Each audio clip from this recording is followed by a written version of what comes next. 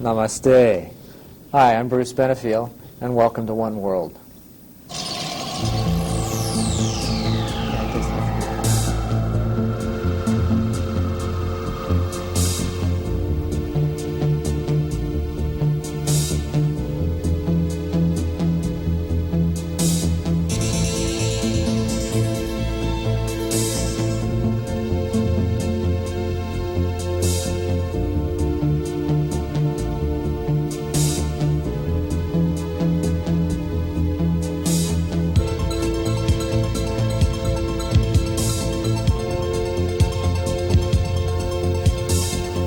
Hi again. Namaste, of course, as you've been hearing it off and on, and if this is the first show, this is your first time. What it means simply is the divine in me worships the divine within you. It comes from the Brahmi language, which actually predates Sanskrit. I'll get a little tongue-tied here and we'll move on. This week's guests are Dr. Beth Jarman and Dr. George Land, who not only are founders of Leadership 2000, they've also written a book, and that book is called Breakpoint and Beyond, Mastering the Future Today, and we'll talk about that for just a little bit this evening, too. Meanwhile, back at the ranch, glad to have you both here. Glad to be here.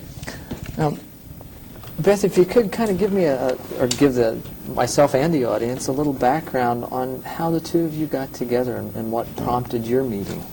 Well, my real interest at the time that I met George was understanding why in so many positions that I had had was I not accepted like I thought I would be.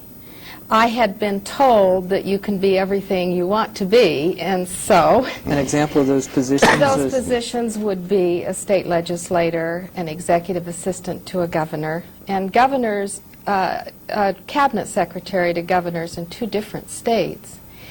And my experience was not that I wasn't welcomed with open arms, that there was a reluctance to accept a woman in non-traditional positions. Mm-hmm. And so I became very interested in the whole subject of change. The patriarchy creeps up again. And why there is such a mobilization against a person who is different, and why there is a tendency to resist change. Mm-hmm. And at the time that I was so interested in understanding change, one of my friends, who has been a guest on your show, Beth Ames Schwartz, said to me, I think you might be interested in reading a book called Grow or Die. There is a person who has founded the science of change. And I was very interested in his book. And then a very serendipitous event happened.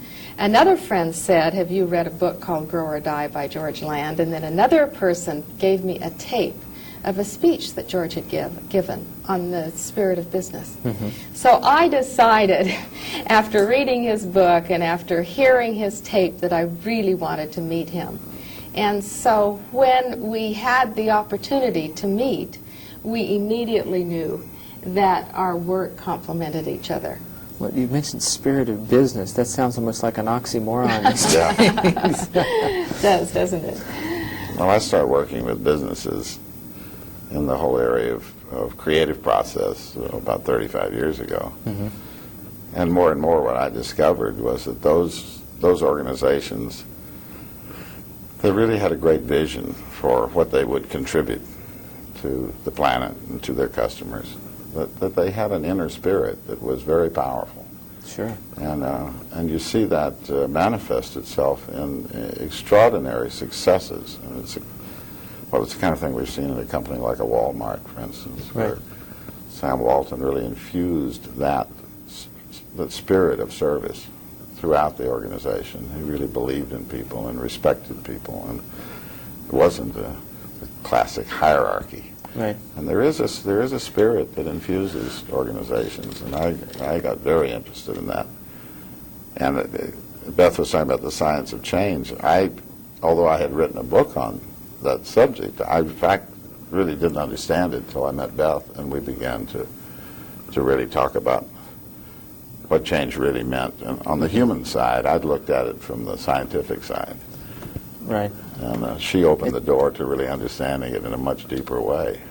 Well, I think relationships bring that out. It doesn't matter, we can understand things from a distance, but until we dive in and we really, business is a lot different than relationships, although we do develop relationships in business.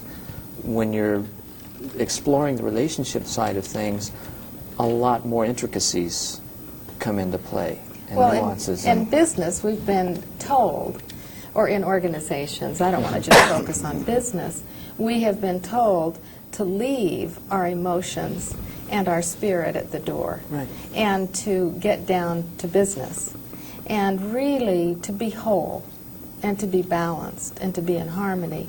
We have to take all of us into every organization that we go into.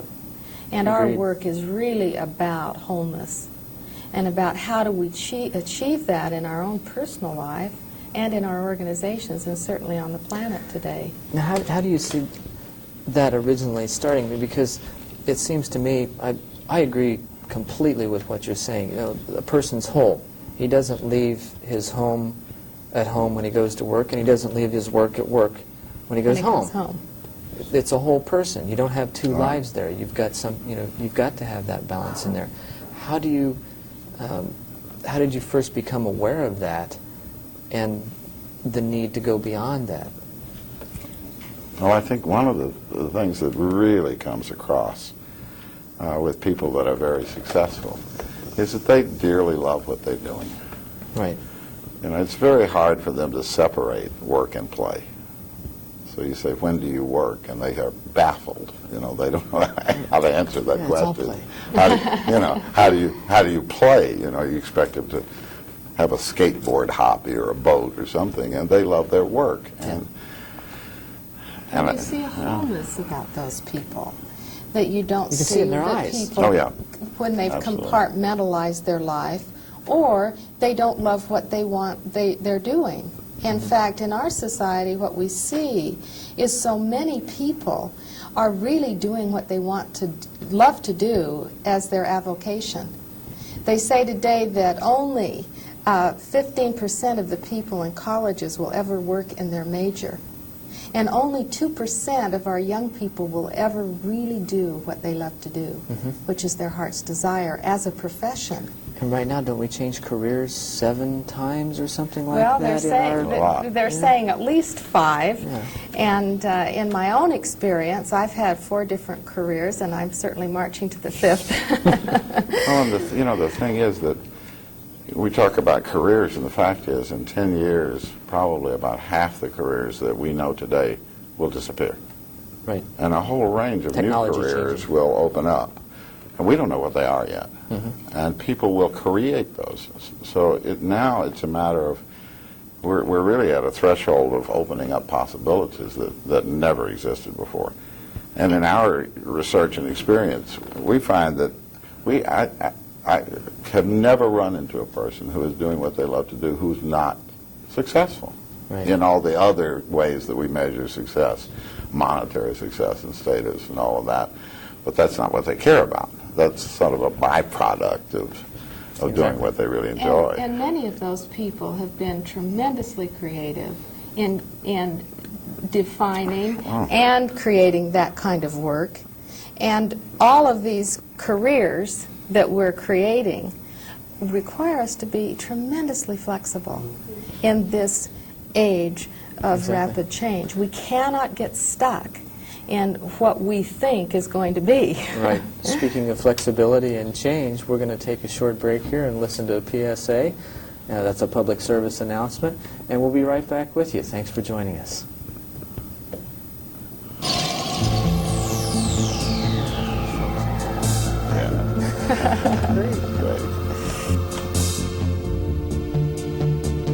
Thursday night, my night out with the boys. A few beers, a little action, sometimes we'd score. Thursday nights. That was the old me. It took AIDS to make me realize that I was putting myself and my family in danger. I was cheating.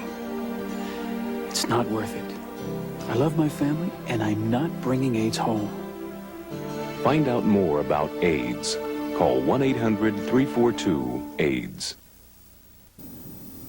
Hi, and welcome back again. We're with Dr. Beth Jarman and Dr. George Land. And Beth, if you could we were talking about flexibility and change. A lot of that's caused from addressing fears and overcoming them. What kinds of fears have you encountered in your rise to where you're at, or in your journey? Well, I can speak personally right now, and one of the great fears in my life is having the courage to follow my own path, to listen to my own voice, and to look at myself as the source of my own wisdom. Because I believe all of us in our society are inundated with the message that knowledge is outside of us, and that we have to go to school and we have to learn what the experts believe. And I was very good at that. And You knew how to ask questions. Yes, and I also knew how to do well in school. Yeah. And at this particular juncture of my life, it's having the courage to live my own path and to speak my own truth. And I think that, at least for me, and maybe for some of your other viewers, this takes a different kind of courage. And But it so does. I've had some fear around some creative blocks that I have. We don't really listen. We don't really learn how to interpret our dreams, how to listen to our inner voice, even how to develop that. So that's where... Unless we do it, kind of on the fly, and over time, we pay attention to it, and it's there. Yes, And, like sitting on our shoulder talking to us. Exactly, exactly. But like you say, we are taught to look outside of ourselves, even, in the so-called metaphysical world, or the New Age movement, whatever you want to call that. A lot of people are still there saying it's outside of you with the crystals and the books and all this Right. and that and the other. And the bottom line, it psychics should and- put it right back inside of you. If they're not teaching you that, there's something wrong. If we can look at it as right or wrong. It's consequences rather than right or Right, wrong. I agree with that too. How about you, George? What kind of fears did you encounter, and how did you overcome them? Bruce, I had a very strange upbringing. I had a kind of a crazy mother. It was like Auntie Mame. She was a poet. She was a big game hunter. She traveled all over the world. Phenomenal. She was interested in everything. She was a conservationist long before it ever became popular, a naturalist. And she had some very simple rules. And one of them was, a basic one was, do first things first and be free of fear. And she encouraged anything I wanted to do, and there was no way I could do anything wrong. She gave me absolutely unconditional love and support. And so That's unheard of. it's Isn't unheard that a of. wonderful- I went for many years thinking, well, everybody gets this, and then I realized that that's not true. But having that gift, I didn't know about fear. They say, beware of the fearless man, because you're probably going to get into some terrible trouble. And it's There is true. some truth to that, There is George. some truth to that. But I've been very blessed in not having the kind of fear that I think parents and schools and so forth inculcate. I went to 11 schools, and I got so confused by everything. It was so different from school to school and culture to culture that I didn't know what to believe. So I didn't have any of those norms that says you have to be this way or that You way. had to ask questions, and I that's had nothing interesting. but questions. Right, there again, it's like beware the man who asks questions. He knows enough to be dangerous. Yes. Right, indeed. Now, how collectively have you overcome the fears that were, I'm assuming, presented at your initial coming together? Well, George and I have gone through a very exciting and also challenging process, and that was deciding to write a book together. And my idea of writing a book was that you would sit down at the computer or wherever and write, and you would end up with words on paper. And George's idea was that you would draw pictures. And Interesting. the exciting part of this is in retrospect. At the time, I had some fears that how can I communicate that this is so peculiar to me and not kill the creative process that we're going through. Right. And what happened is that we learned how to create together. And I also gained a great appreciation for how a person learns differently and also expresses in a different way. It was an exciting, well, it continues to be an ever exciting process. Sure. Because we come at things very differently. So the synergy is tremendously exciting and illuminating. So the kinds of questions that Beth incessantly asks questions, I incessantly ask questions, and most of the time we don't know the answer, of course, and so we have to stretch and reach and think and probe, and the illumination that comes out of that is just extraordinary. And it continues. Sure. Now, with the Leadership 2000, how do you see what you've been doing reflecting in those that you touch through that program? I think that the most significant aspect of our work is that we really live what we're teaching, so we're an expression of what we believe. And Leadership 2000 is an organization that is offering people, whether individuals or corporations or organizations of any kind, an incredibly powerful framework to understand the changes that we're going through in this day and age and how we can develop a new roadmap for success. And leadership to us really means everyone taking leadership of their own life. It's not people that are just heading organizations. Right. It's each of us. And I think that's the bottom line. We need to take control. We need to be empowered in our own lives. And responsible Yeah. to And so much make of our our lives work, more. we work primarily with the top management of major corporations around the world. And an enormous amount of what we do is helping them let go of that sense that they have had that they have to control things, that they have to be the conscience of the organization, or that they somehow know better and they have that responsibility.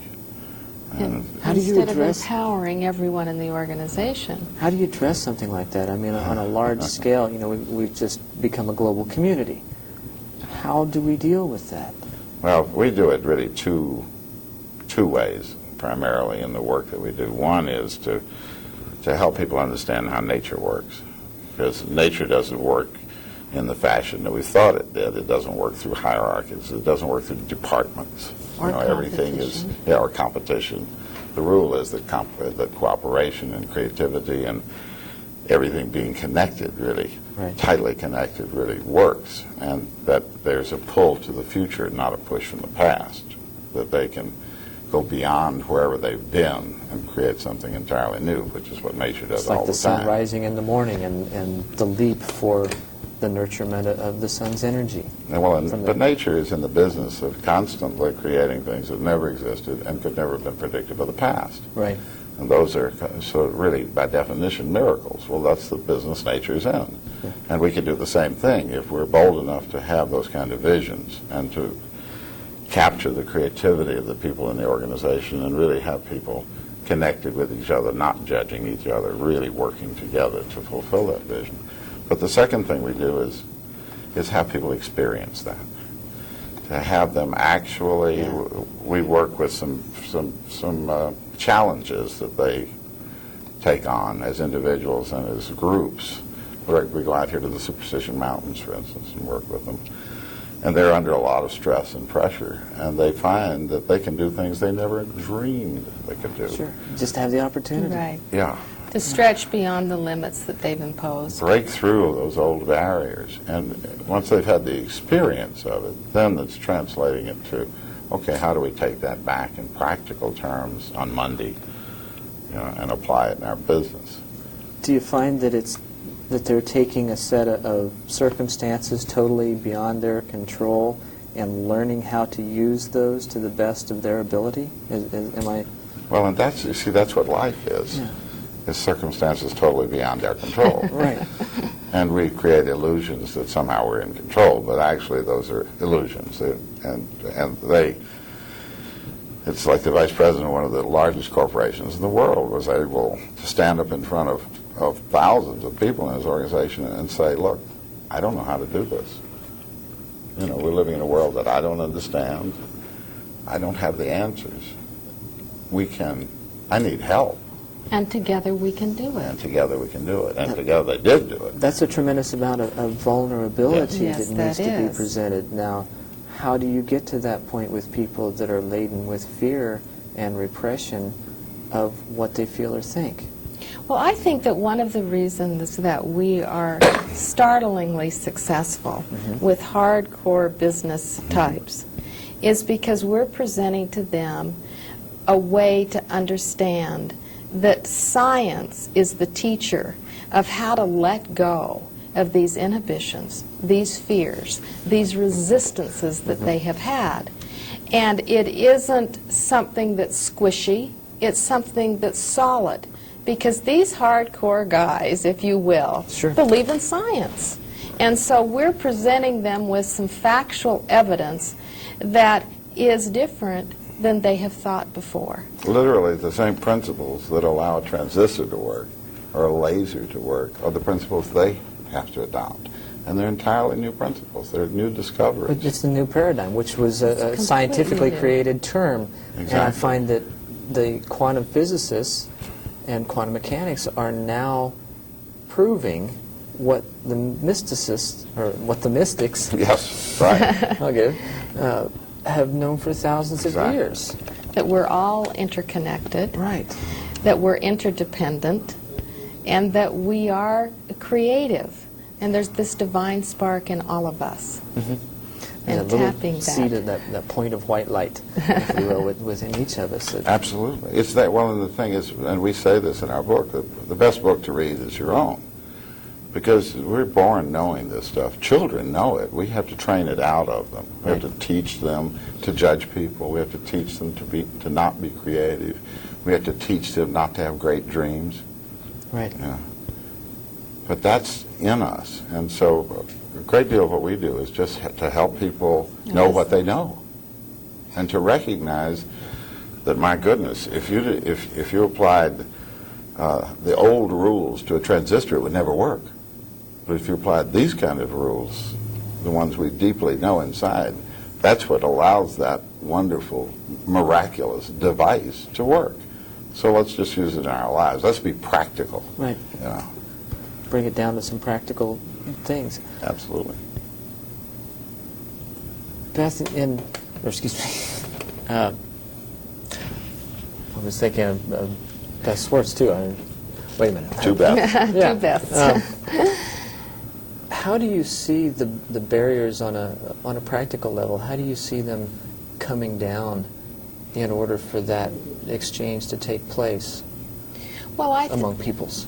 I think that it's fundamental that we tell the truth, that we open up to our own creativity, that we're willing to celebrate the diversity that exists, I think that's extremely important. No, absolutely. and to understand that only through the celebration of our differences will we really become whole Right. as a global society. And I think that we're learning a great deal about how nature works, how the brain works, and how to tap into this part of us that will allow us to be whole. And we can't do it alone. We have to do it with each other. So one of the things we do is give people the opportunity to experience what that feels like. Bruce, all over the world we ask people, when were you your creative best? Now, what were the qualities of the environment that allowed you to be your creative best? Oh, we cooperated with each other. We had a spirit of camaraderie. We didn't have rules and regulations and Didn't judge one procedures. We another. didn't judge. And then we say, okay, what are the qualities that exist in most organizations today? and they list None of the them. above. And it's just the opposite. Yeah. You know. So, we've created environments that stifle our really caring about each other, our supporting each other. We can uncreate those anytime we want. Agreed. And this is known globally, not just locally. We have the same answers whether we're in Japan or France or South America. Everybody knows this. It's an innate quality Exactly. that we have, Yes. I believe, that Well, and- we've somehow repressed. Well, over and time. George was saying we teach it out of young children. Well, our educational system is set up to train drones. It is, absolutely. And that's been appropriate for a long time, but it's not appropriate anymore. Right, because we're no longer in a manufacturing kind of technological society. It's an information society. It's a service society now, which is taking things the other direction. And we're maturing as a civilization. Right. You know, your body matures, and when it does, it interrelates in new ways. And the same thing happens with that natural process happens in individuals and happens in whole cultures and societies. Especially Well, with instantaneous global communication Yeah, available. Exactly. And that- We have a nervous system that really embraces all of us now. right. We're just about out of time. If you could share with myself and our audience some practical, everyday advice that people can live by, that can help. I think the best advice I can give is that the only thing we can ever do is work on ourselves. And to stop judging, to be more loving, to be in that situation in which you started the program, to honor the divine in you as you honor the divine in me. And if we can stay focused on ourselves, then there's 5 billion of us on the planet, and that's the new democracy. And together we can do it. We can do We it. can do it, absolutely. Nothing is impossible. We have to put aside these ancient barriers. They're artificial, and they hold us back from what we can be. So what could we do? What's a synopsis of how a person could live daily? Well, I'm going to repeat what Beth said because it's so important. We have to, number one, we have to put aside judgment. Put aside the criticism, this voice inside that's constantly criticizing ourselves and everybody around us. Perfect. And the other thing is to have a vision, to be courageous, and to see a future you want to create and to have. And do to it. take it beyond the old pictures. Great. Thank you both very much. I Thank really you. enjoyed this, and I'm sure our audience did too. No, we Thank did you, too, Bruce. Bruce, Great. very much. Thanks Thank you. again. Terrific. And thank you all for watching this week's edition of One World. And we're just about out of time, so I'll wrap it up real quick. Please call us, 602-264-0986, or drop us a line, care of One World, P.O. Box 32035, Phoenix, Arizona, 85064. If you'd like to know more about the show or our guests, please inquire. I'm Bruce Benefiel for One World. Namaste.